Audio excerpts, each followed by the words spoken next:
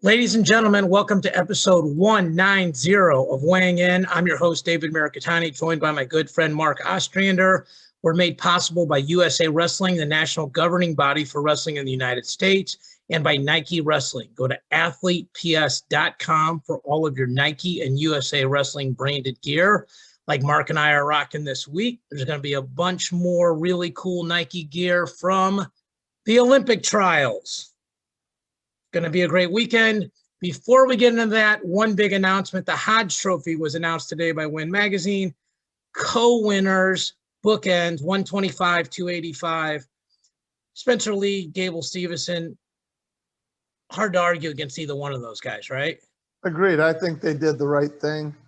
I don't like sharing awards like this normally, but I think they were by far the two most dominating people in college wrestling. So I think they both deserved it. Outstanding year of wrestling, especially through COVID. So, hats off to both of them. Great individuals. Gable turned it around this year and just dominated everybody. No, I don't think anybody would have seen what he was going to be able to do starting the year out, the way he dominated that weight class. Spencer, we had a little bit more of an idea, especially with the Ivy League schools not being in it, David. Yeah. But for Gable to do what he did and major somebody like Paris in the Big Ten finals was just unbelievable. Yeah, and you watched that match. I was actually heading back over to the Big 12s, but the only hint you would have is how well he wrestled in the RTC Cup and some of those other things. But again, we're going to talk a lot about freestyle coming up here in a minute, but it doesn't always translate to folk style. Two really well-deserving guys, really good quotes from Brandon Agam about Gable, really good quotes from Gable, and then obviously great quotes from Spencer Lee and from Tom Brands. Tom Brands really talked about how Spencer epitomizes the Iowa program, how much he gutted it out. I think everybody knows by now the guy's got no ACLs, and we're going to talk about that in a minute as well, or maybe at the end.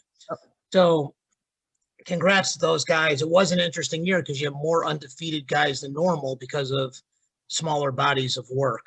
So you had Aaron Brooks undefeated. You had Roman Bravo Young undefeated. You had Austin O'Connor undefeated. You had David Carr undefeated. Yep. So you had a lot of choices there, right? And, great storylines. But anyway, so it's Olympic trials weekend coming up. We are recording this at 4:40 on March 29th, which is Monday. And at this point, only the men's freestyle seeds have come out. The women's freestyle and the men's Greco and men's freestyle all had the last chance qualifier this past weekend. Rather than spend our time on that, I think we're going to spend most of our time on the brackets, matchups, how they got to this. I think we're going to go through it in reverse order because I think there's something very intriguing at the lowest weight class. So kind of want to finish on that. So I'm going to go ahead and share a screen here for anybody who's watching.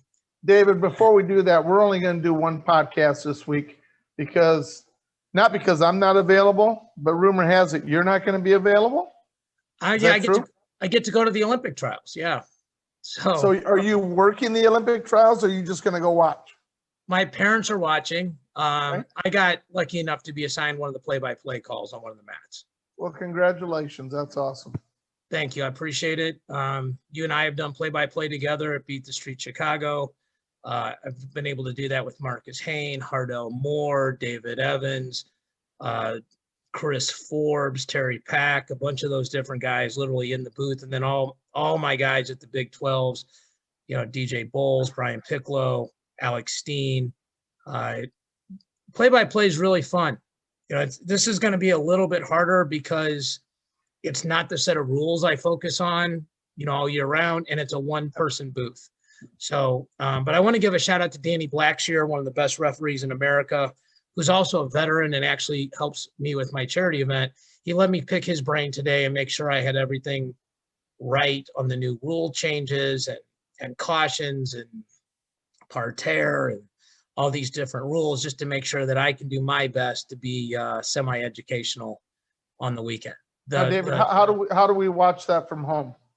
So It's either going to be on Peacock or on NBCSN. Peacock is a streaming service from NBC. It's normally $4.99 a month, but I've had several people tell me you can sign up for a 7-day free trial. So, if you wait till like Thursday to sign up for it and just cancel it by the following Wednesday, you essentially get to watch the trials for free. And if you forget, then you can watch it for $5, which is still a pretty good deal. Cheaper than a ticket, obviously. The tickets were substantial. Yeah, I actually I bought my ticket and had to sell it, which was great. I mean, I think you know how close I am with my parents. I got to watch the Nationals with my parents and sit with them, which is a highlight because you and I have literally been doing the Nationals together. And I was looking forward to sitting and watching the trials with them, but I'm not going to lie, I'm very excited to be doing the trials. And, I'm sure I'm going to miss some matches because I'm going to focus on the ones I'm calling, but sure, chance of a lifetime, hopefully first chance of a lifetime for me, but if I don't screw it up too bad. So yeah. Anyway, so here's the bracket for people looking. I'll read off the seeds in order. Gwiazdowski's the 1, Gable Stevenson the 2, Paris the 3, Don Bradley 4, Anthony Nelson 5, Greg Kirkfleet 6, Tanner Hall 7, Garrett Ryan 8, Jordan Wood 9. Couple things to understand about this. There's a criteria from USA Wrestling on the men's freestyle that if you are the person that qualified the weight for the Olympic team, for the Olympic Games, qualified our country, you are the 1 seed. So Gwiazdowski did that at the Pan American Championships, so he's the 1. Everything else was based on coaches' vote and results and data and everything else. So the way this shakes out, the top half of the bracket, Gwiz is the 1. He's going to get the winner of Garrett Ryan, Jordan Wood. The next semi down is Don Bradley, Tony Nelson. The third semi are the 2 young bucks, Mason Paris and Greg Kirkfleet. And then the bottom is Gable Stevenson and Tanner Hall. So you've had a chance to look at these. What are your thoughts on this bracket? I think Gwiz will make it out of the top. He's pretty much dominated the heavyweight circuit on the freestyle here in the United States for the last 6 or 7 years. And then till this year where Gable and Paris both beat him in an event. So the 2 young guns are on the bottom. I predict they're going to meet in the semis. I'm predicting Gable will do what he's done all year long. And, if I had to put knowledge into it, I'd say Gable will be going to the Olympics for the United States at heavyweight. So I probably concur with everything. Just so people understand, person A can qualify our country for the games and person B can go. That's what happened with like Daniel Dennis and Tony Ramos is just one example. Yep. This has happened a couple different times, but just so people understand that. So Gwiazdowski, it's not like if Gable Stevenson, Mason Paris, any of these other guys beat him, they're in the Olympics, okay? We have one weight at the men's freestyle where that's not the case, and we'll get to that. And I got pretty handy here with Google Sheets to draw the brackets up a couple cool ways with the ones which we'll slide to next. It feels like it's Gwiz from the top and Gable from the bottom, like you said. I think there would be monumental upsets if those guys didn't advance based on everything we've seen. Gable beat Gwiz the last time. That's a 2 out of 3 match. You're going to see some adjustments, and these guys have obviously wrestled before, and that would be the day 2 match. So the way they would do is wrestle this to the finals, and then that's the 2 out of 3 on Saturday night. Okay. So that's really exciting. I've had a chance to be at a couple of these, and I was at the one at Nebraska one year where David Taylor and Jaden had their classic, and Dake and Burroughs had their classic, and got the chance to coach in the junior version of it, which was really fun. This is stuff people should not miss. It's like, this is appointment viewing. You need, if you love wrestling, I don't care if you really understand freestyle or Greco or not. We saw people accomplish their dreams a couple of weeks ago, and this is the next level of dream. And I think people should understand Kirkfleet, didn't have the great Division I season, I think he found out he's kind of vulnerable on the mat, especially with the bigger heavyweights getting ridden. This is not collegiate style wrestling. This is freestyle, and he's awfully good at freestyle. That first match against Paris, and I'm sure Paris will be prepared for it, but I would not blink your eye at Kirkfleet in that, because he's good enough to beat pretty much anybody but Gable at this weight, I think. They're world medalists. They both are, Paris and Kirkfleet. You know, Yep. they're age group world medalists. So it's an intriguing matchup. Like you said, the rule changes probably help Kirkfleet more, right? Like I'm not saying he's going to beat Paris, but if you were putting a point spread on it, the point spread's bigger for Paris in folk style than freestyle. So, yeah, that's a big difference. All right, we go to 97. So I'm going to explain this bracket in a second because it looks kind of wonky. Kyle Snyder is very confused. I'm sorry? I'm very confused. It's actually pretty simple. Okay. You'll follow it. You're a smart guy. Kyle Snyder sitting till the finals because he won a medal at the World Championships in 2019, where at an Olympic weight at 97 kilos. Okay. Jaden Cox won the gold medal. The color doesn't matter, but he won the gold medal at 92 kilos, a non-Olympic weight. Chose to go up versus down. That was a big decision a couple years ago. But because of that, he gets to sit to the semifinals. Okay. Sure. So the remaining 8 guys in the bracket are in order: Colin Moore, Hayden Zilmer, Mike Machiavello, Kyvan Gadsden, Ty Walls, AJ Ferrari, Ben Honus, Braxton Amos. So the matchups are Colin Moore, Braxton Amos, Kyvan Gadsden, Ty Walls, Mike Machiavello, AJ Ferrari, Hayden Zilmer, Ben Honus. Now the way this works is Snyder, let's work backwards. Cox wrestles the winner of the bottom half of the bracket. So if you're not looking at this, the winner of Machiavello, Ferrari, Zilmer, Honus gets Cox in a 1-out-of-1 match. Okay. The winner of that gets the winner of the top half of the bracket, which is Moore, Amos, Gadsden, Walls. And then the winner of that has 2 out of 3 with Snyder. Okay. And so this will all be done Friday. Snyder will be Saturday. Snyder's in the finals on Saturday night. Correct. Yep. Yeah. So, I mean, I don't know if he has to make weight twice. That's something I didn't ask. Like if he has to make it scratch, you know, because he's just, I mean, he could obviously do it, but he wouldn't wrestle, you know. So I don't know if he cuts much weight anyway, but just it's a thing. Yeah. I'll go first here. I feel like Kyvan Gadsden's in a pretty good spot to make it out of that top half of the bracket. He's beaten Walls. I think he knows how to wrestle Colin Moore. I think Colin Moore's a slight favorite, but Kyvan coming out as the 4 wouldn't surprise me. The bottom half, I think AJ Ferrari can come out to Cox. He's better at freestyle. He's an age group world medalist at freestyle. Mike Machiavello is really strong, but he's not going to bully AJ Ferrari. And AJ Ferrari has better leg attacks. And the same thing with Zilmer and Honus. Like he's got the most offense. And we saw this 4 years ago where Jaden Cox had the most offense and made the team. So I think there's no surprises, though, on who's in the finals. It's obviously Snyder, and it would be absolutely shocking if Jaden Cox didn't wrestle. And I agree. You know, I watched this Braxton Amos wrestle I guess he qualified in Greco and freestyle. I'll tell you what, for a true freshman, pretty impressive at that weight. So kudos to him. I don't think he's quite ready for, more. And I agree with you. I think Gadsden's good enough to come out of the top part of the bracket. But Moore is tricked. I mean, he finds a way to win. So it wouldn't shock me if Moore got out there. But I don't think anybody's going to touch Cox. And I think Ferrari's going to be probably wrestling Cox, which will be fun to watch. But I don't think Ferrari's ever wrestled somebody like Cox before. I think that's kind of where the Cinderella story is going to end. Well, and, we should talk about this. A lot of these guys are obviously national champions. If they're not national champions, everyone here is an All-American. I mean, it's kind of – so this is the cream of the crop. I always tell people, if you really love wrestling, you need to go watch the U.S. Open. You need to watch, like, the World Team Trials. Like, these are, like, the beasts of the beasts.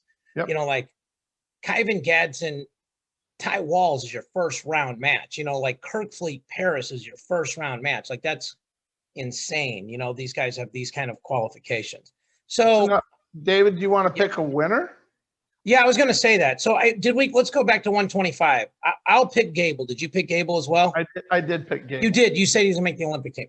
Yeah. I'm going to pick Jaden. You're going to pick Jaden. Yeah. Boy. That's a tough one. I'm going to go with want to go with Jade, but I'm gonna go different. I'm gonna go with Snyder. I just think he finds a way to get it done. I don't know why. I think Jaden's more athletic. I think he's quicker. I think he's harder to score on. So I'm trying to talk myself out of picking Snyder, but I'm going to stick with Snyder on this. So you've got Kyle Snyder. I've got Jaden Cox. So that's our one difference so far. Okay. So 86 kilos, which is super Penn State heavy. Okay. David Taylor 1, Valencia 2, Pat Downey 3, Miles Martin 4, Gabe Dean 5, Bo Nickel 6, Nate Jackson 7, who came through the last chance. Sam Brooks 8, Brett Favre 9, Aaron Brooks 10, Carter Sirachi 11. So the number 1, 6, 10, and 11 are all in the same workout room.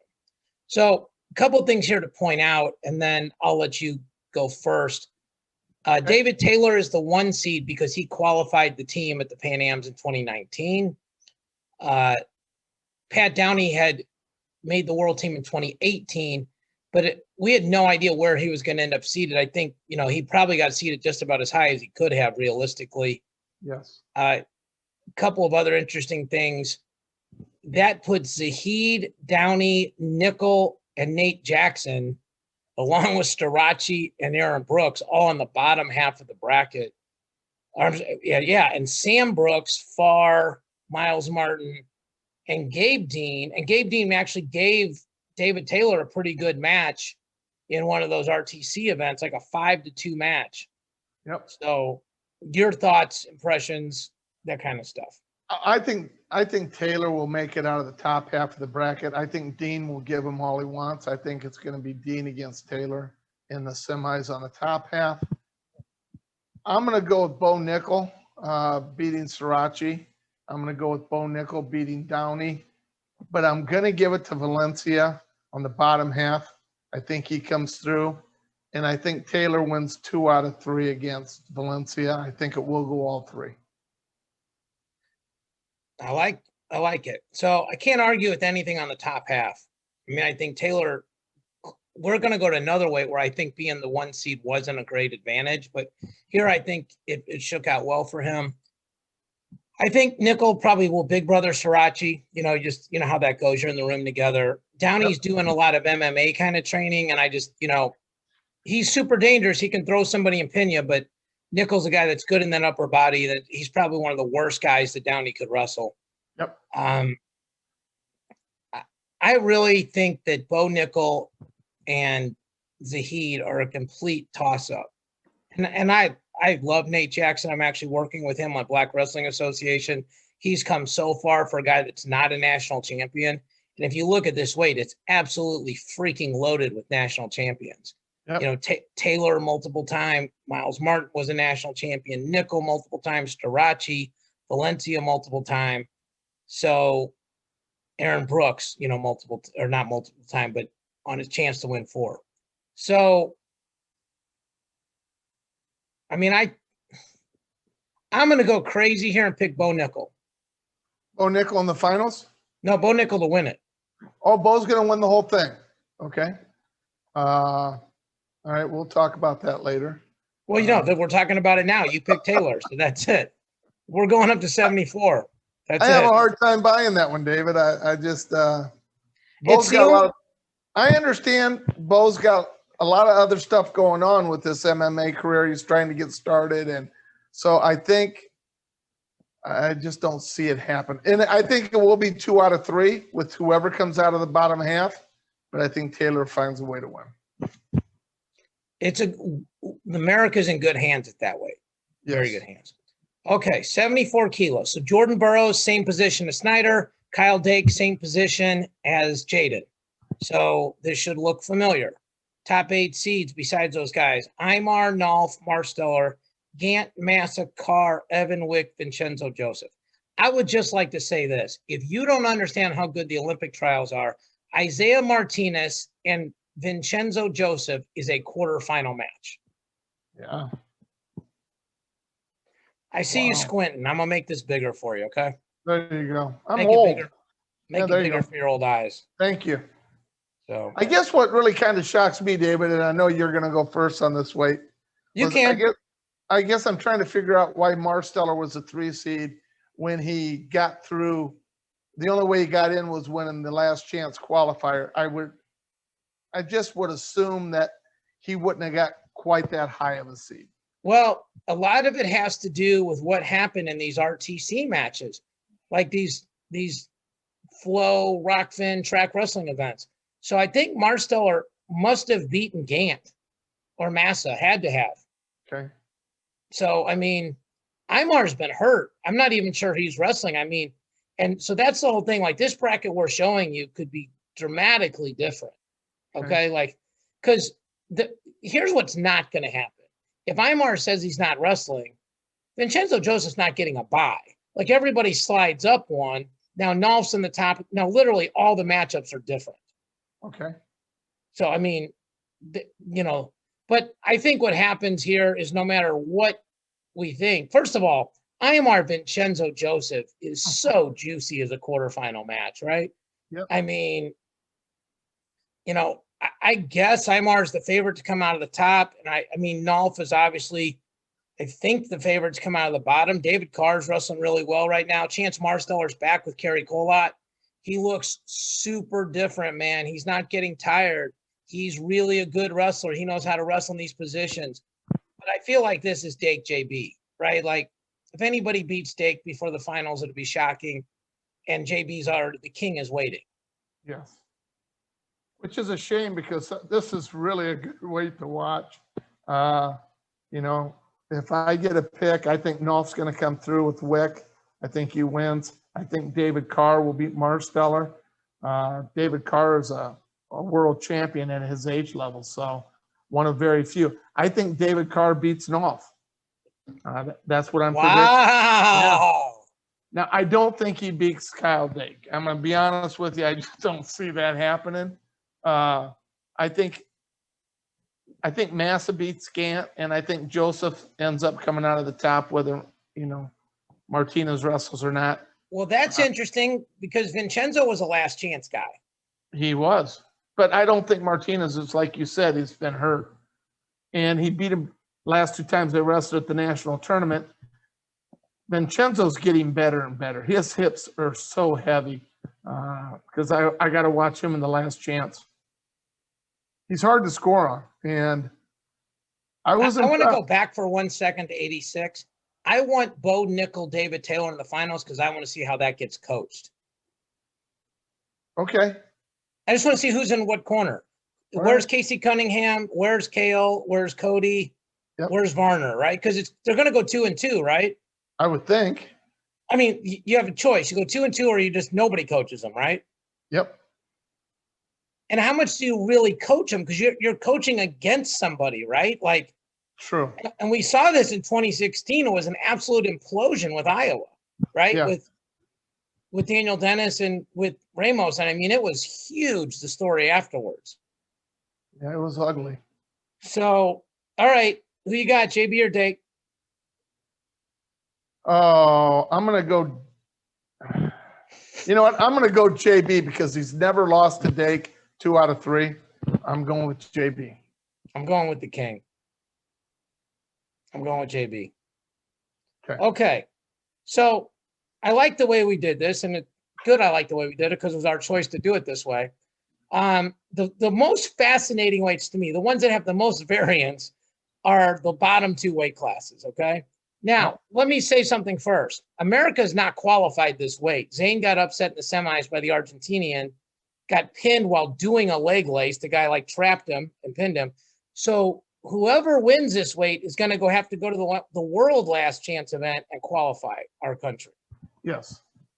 Okay, so Zane was the senior world team member, so that I guess that's the criteria for the 1 seed, and it makes sense. He hasn't lost to anybody.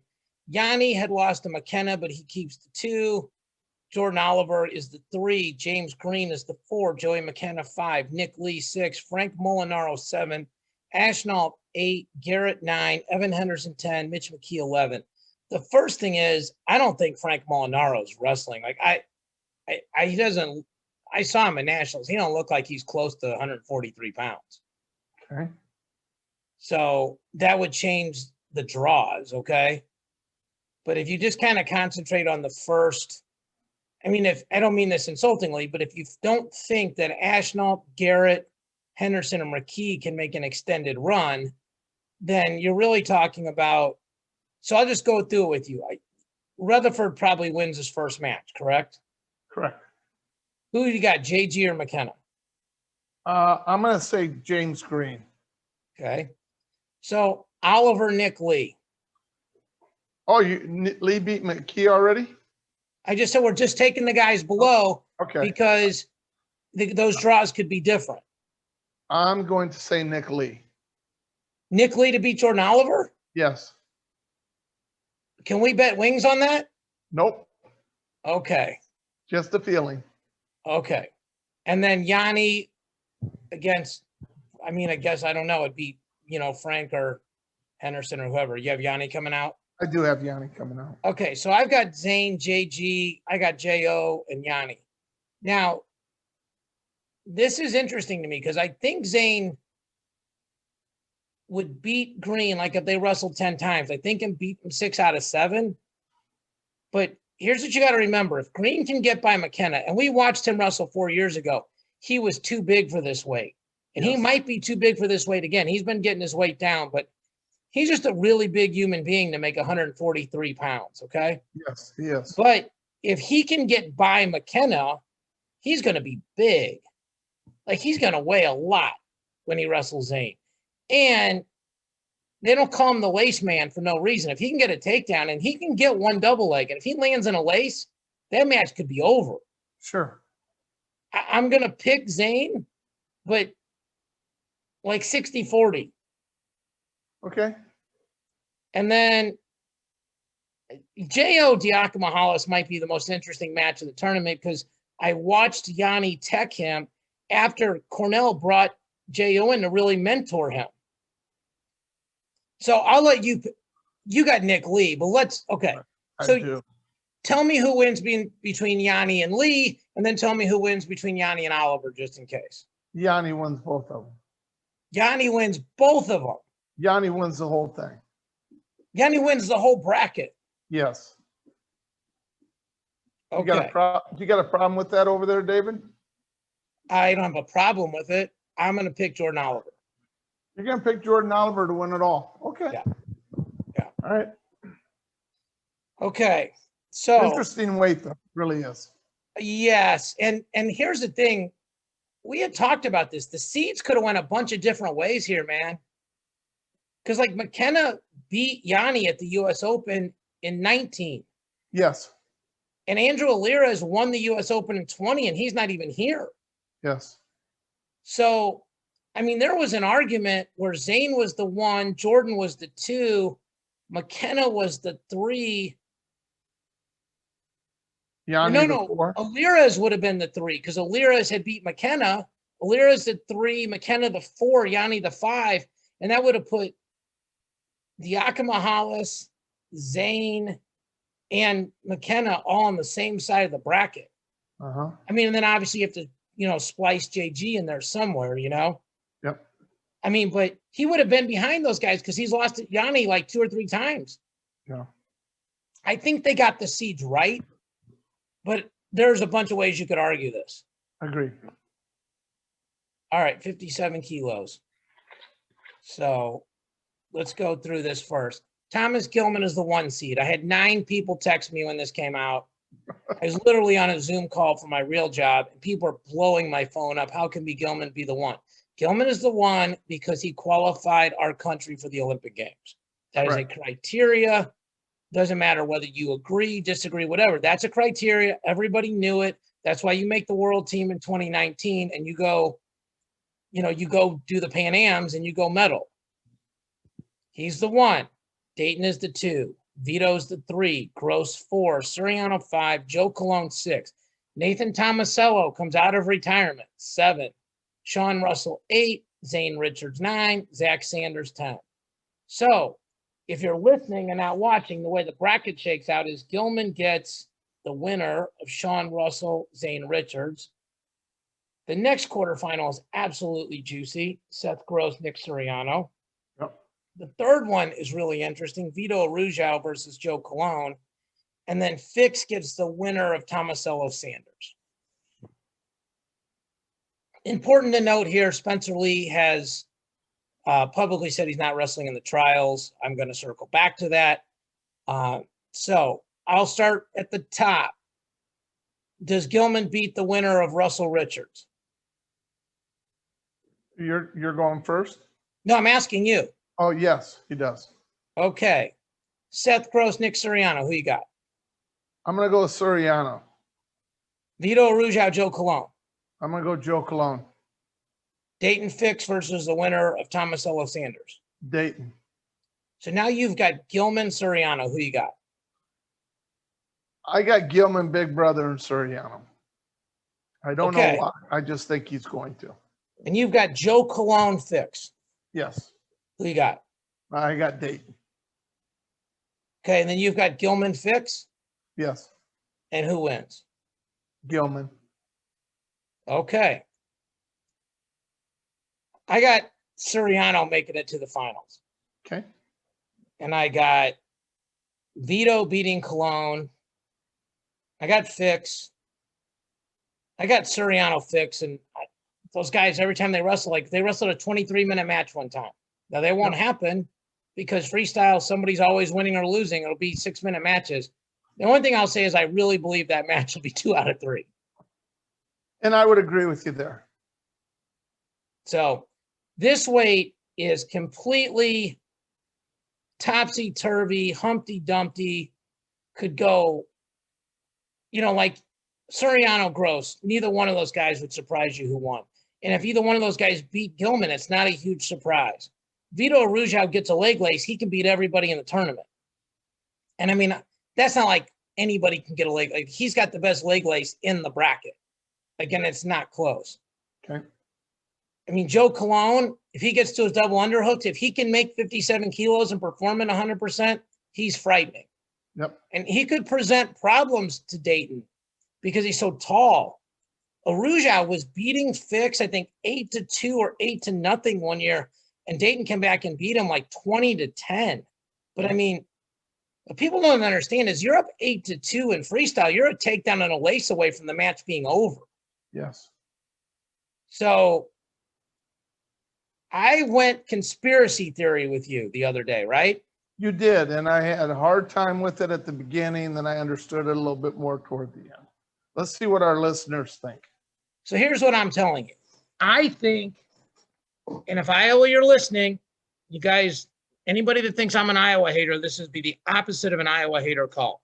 I think Spencer Lee, if he can get healthy, is going to file a petition. I have no idea. Let me say this. I did not talk to anyone at USA Wrestling about this. I talked to you about it. That is it. The only person I talked to about this. I think they could file a petition, and I think it might get granted, and I think he might get like a date at Fargo or sometime probably in June to get the winner of this in a 2 out of 3. Here's my reasoning why. And I'm not saying it's fair, unfair, right or wrong, should or shouldn't happen. Okay? Okay. Number 1, he's not healthy. Number 2, it's documented he's not healthy. Okay? He didn't fall off a treadmill or anything else like that. Okay? Okay. Number 3, he has the most world medals of anybody at this weight. Okay? Number 4, I'm not positive about, but I don't know who has criteria over him in freestyle. He hasn't wrestled freestyle in forever. He won that tournament in 19, and he beat everyone. So there's all this crazy loop stuff. Like he placed ahead of Zach Sanders, okay? Well, Zach Sanders pinned Thomas Gilman a couple months ago. I mean, it was a crazy match. He was losing, stepped over a gut, pinned him, but ABB and BBC. Yep. I don't think anybody has criteria over Spencer Lee. Now, well, I think Suriano placed 4th at that tournament. At what tournament? At the 2019. Yeah, but that doesn't put him above above. No, I'm Spencer saying that, but you're looking at criteria. He beat Arujau. Arujau beat Suriano at that tournament. So Spencer does have criteria over all of them. The only ones I don't think he has criteria over would be Dayton and Gilman. I just gave you criteria for Gilman. Oh, that's right. Gilman lost to Zach Sanders. Zach Sanders. Okay. And Dayton at one point, I think, lost to Gilman. Yeah. So let's put it this way. Let's do it another way, because this is fascinating to me. Where would Spencer Lee have been seated? I think minimum he would have been 3. It's exactly what I was going to say. He was going to be 2 or 3, right? Yep. And here's if people are listening, here's our logic. He can't be 1, Gilman's the 1. Because he qualified to wait for the Olympics, right? Yep. And he beat Vito. Yep. So that's where he stops. That's his basement, and his ceiling is he can't be 1. So there's only one guy between those guys, and that's Dayton, right? Yep. So here's the thing. If anybody but Gilman or Fix win the tournament, Spencer would have had criteria over them. Yeah. So, I mean, I think he really has an argument if that happens. Yeah. I don't know. It'd be interesting to see what happens. I'm not sure I was thinking that right now. I don't know if Spencer's thinking that right now. I guess that'd be just kind of fun to wonder about next few months, see what happens. Well, you originally thought I was crazy, which is what you tell me about 87% of the time. I tell you something. Yeah. But then Okay. I think about it and you go through you always break everything down, and then it started to make a little more sense. They do have precedents set for this. It's happened before. So I guess if you're going to give anybody a shot, I think Spencer's as good as anybody to give a shot to if you're going to do a special circumstance match. So let me say this. I'm going to give an analogy, and no 2 situations are identical, right? Like, yep. But if Gable Stevenson was hurt, he's kind of in that same boat. He'd have been in that 2-3. He's the 2 seed, right? Yes. Would he have been able to get a special wrestle off at the end? I think so. So then what I'm saying isn't that crazy. No. So I'm not saying I want it. Whatever disclaimers I need to say. I'm not saying I want this to happen. I'm not saying I don't want it to happen. Okay. And let me be very crystal freaking clear about this. I did not speak to anyone at USA Wrestling about this. Okay. Or the University of Iowa, or no, but I mean, pretty much whether Iowa chooses to do it or not is completely different from whether or not it could happen. Sure. Okay, like somebody could file a petition for me and like, well, good luck, man. Go to the old guy division. That's it. Yep. I mean, we're talking about somebody who at least has. It's not going to just be dismissed out of hand. Like this is a guy with an unbelievable resume and a bunch of wins against a bunch of people in this. Like, I mean, I don't think folk style counts, but he beat Soriano. Tomasello was in that tournament at the US Open. That's who he beat in the finals. So, I mean, I'm just telling you. Soriano was in that tournament. He got 4th. So if Soriano wins this tournament, and then you're a country and you go, this guy beat him. Yep. And if they go, well, he's hurt, like, well, that's why you have the wrestle off to see if he's still hurt. Yep. So, and I'll say this, RTC success is super important to recruiting. Okay. It's super important. And right now, it's pretty spread out, but I mean, Penn State's they got the number 1 seed at 57, the number 1 seed at 65. They're essentially the 4 seed at 74 because of the 2 guys ahead of them. The 1 seed at 86. They're the 1 seed at 97. And they're the 6 seed at heavyweight, but Gwiz trains there a lot. Yep. I mean, if you're Iowa, you won nationals, but the story of the finals was Penn State going 4 for 4. Yep, you're right. And I have said this, I could not have been more wrong. I thought the colleges were going to drive the RTCs, but the RTCs are driving the colleges. You go pay for these athletes, these RTC athletes, it helps recruiting. Like I want to go work out with Jordan Burroughs. I want to go work out with Thomas Gilman. I want to go work out with Zane Rutherford. I want to go work out with fill in the blank, David Taylor. Okay. Yep.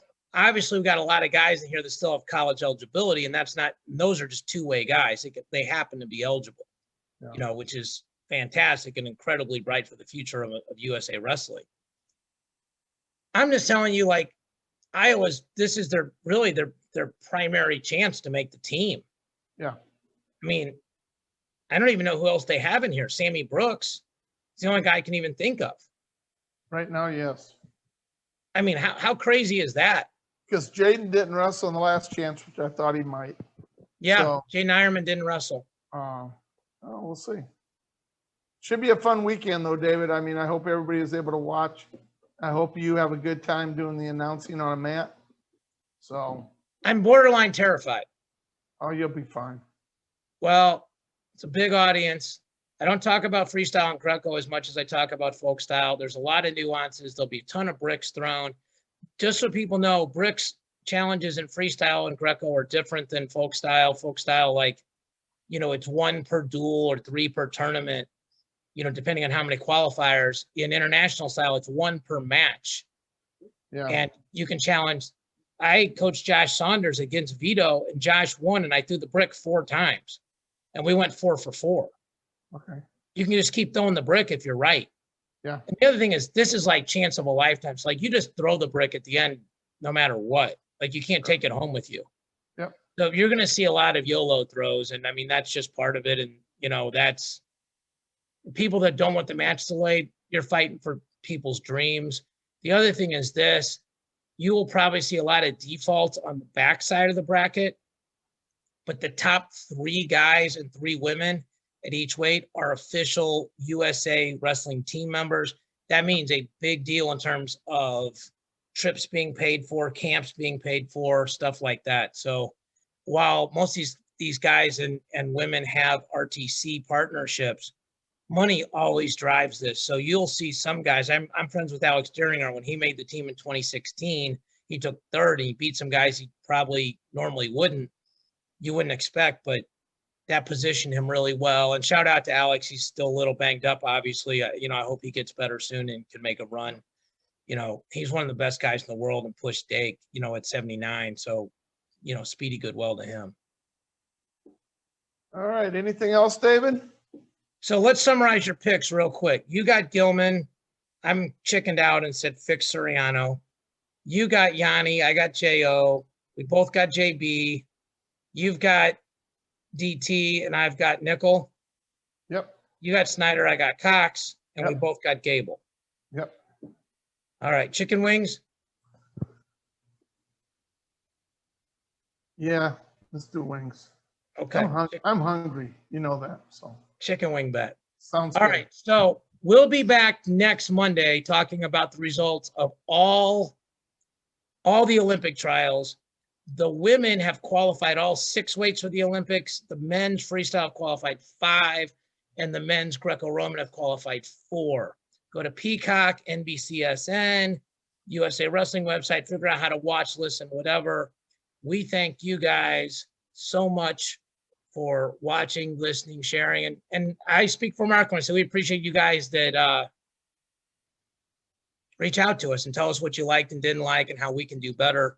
And that's our goal, is to be the best podcast on the air, the most intelligent one. And we haven't done that yet. And even when we do, we'll probably find something we can do better. We're going to keep pushing and pushing for excellence. But we thank you guys as always.